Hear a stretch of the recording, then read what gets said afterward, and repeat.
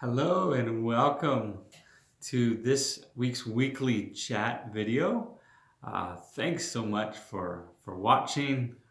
So glad that I hope that you're enjoying these videos and I'm just so grateful for you to watch them and view them and just to I just hope it encourages you. I was kind of thinking, and maybe this is an answer that I already know, or a question I already know the answers. How many people are feeling stressed today? Hmm. Maybe this week, maybe this month. How many are tired and just worn out and just feeling like you just you just can't go on? I just want to say you're doing a great job. Don't don't be so hard on yourself. You're doing great.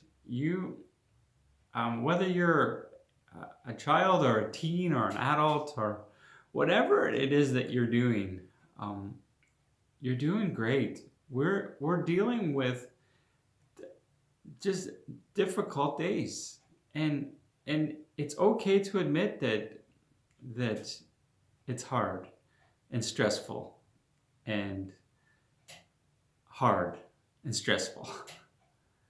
I'm with you. It's it's just been a lot of changes and a lot of things that we're dealing with, and I was really thinking about this with stress and disappointment and trouble and difficult situations. I guess is the best way I think to describe it. And how do we respond to difficult situations? Where do we go? What do we do when we get into these difficult situations? What is our our stressors? What is our ways of coping? And are they positive? Do they help us or do they harm us? Do they make things worse? And I was reading this story, and I've read it a few times, and I've I kind of understand the story, but something really stuck out to me when I was reading it. And it's a story in Acts 16, and it's looking at two guys, Paul and Silas.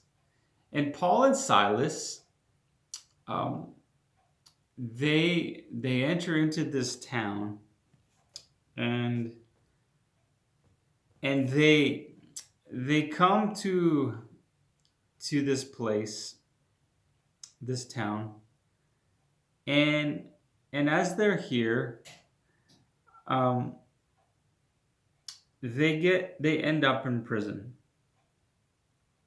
and and they're somewhere in Macedonia, and they end up in prison, and what they did is they were just doing what God wanted them to do. They were obedient to God, and they actually went, and there was this young girl, and and they ended up praying for her, and she was healed from these spirits that were troubling her. These the I guess you would say she was this demonic influence in her life, and they set her free from this, and they got thrown in prison because of it. The people did not like it. This owner now realized that he was not able to make money off this young girl anymore, and because of this, Paul and Silas are thrown in jail. Now I want you to first note that their motives were pure. They were just listening to God, and and they get into prison, and it says In Acts 16 and verses 25, it says that around midnight. Now, first of all, how many of you, when you're stressed or you're in tough situations, you have a hard time sleeping? So maybe you can relate to why these guys were up at midnight. I am kind of more of a night hawk person myself, so being up at midnight, yeah, I totally see myself that way, especially if I'm stressed, which right now is, I'm feeling lots of stress. There's lots of stuff going on that's change and how I'm dealing with it. So these guys were up at midnight, and it says that about midnight, Paul and Silas were praying and singing hymns to God. In the midst of their difficult situation, they were praising and praying. Friends, I can't emphasize enough that when you are in difficult situations, when you are in situations that they're just too much, you're feeling overwhelmed, that pausing to praise God and to pray to God seems to me like that is the better solution, the better way to go. And get this, as the story unfolds, it says as they were praying and praising, they're in prison, they're in chains, and think about this prison. This was a dungeon. This was not, a very nice place. And they're in this dungeon, and it says that the other prisoners were listening to them. This is what really jumped out at me as I was reading this. And I went, oh, light bulb. The people were listening to Paul and Silas. See, even though they were all in a difficult situation, they were stressed, they were feeling the weight of their problems, Paul and Silas chose to praise and to pray, and it got the people's attention. And so I wonder for us, what do people hear? What are people hearing? How you are responding to this pandemic, to problems, to stress. Now, I'm not saying, please hear me here, I'm not saying that you can't be upset, you can't be frustrated, you can't be stressed. No, those are all valid responses.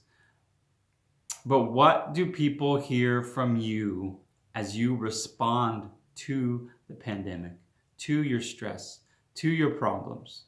Do they hear you still praising God? Do they still hear you praying to God? And let's flip it around. I was even thinking about this. What are you listening to? Are you listening to people that are putting their hope in God, that are choosing to be worshipers, choosing to pray through the storms, pray through the pandemic? See, it goes both ways, friends. You need to be people that are prayer worshipers, prayer warriors in the midst of this pandemic, but you also need to be finding yourself the right people that you are going to listen to, that are going to feed your soul, that are going to feed your spirit, that are going to help you through this pandemic. Finding the right people to listen to. So that's my thoughts for you, is to what are people hearing from you as you respond to this pandemic, as you respond to the stress? And who are you listening to? Who are you allowing to speak into your life, into your situation? So those are just some thoughts. I hope that it helps you. I hope it gives you a perspective, fresh perspective. and know that I'm praying for you guys. I believe in you. Thank you so much for joining us online on Sunday mornings. And we're going to try to be really engaging and really interacting. And just, we want as many people that can come online as possible. And also, please feel free to phone me, email me. I can come and visit you. Whatever it is that you're needing, don't do it alone. I want to be in your corner. I want to be there with you. And you guys are awesome. You're doing a great job. Keep it up.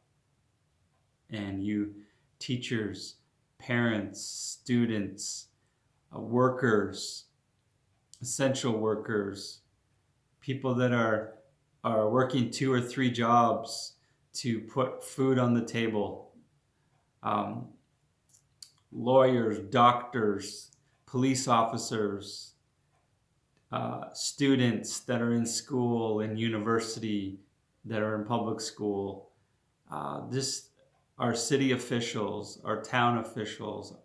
You're doing a great job. Keep going. And if I've missed you, stay at home moms. Oh man, you people are amazing. Keep going. Keep doing it. And we're gonna get through this. And I hope that you have just a fabulous Wednesday. And we'll see you soon. Bye.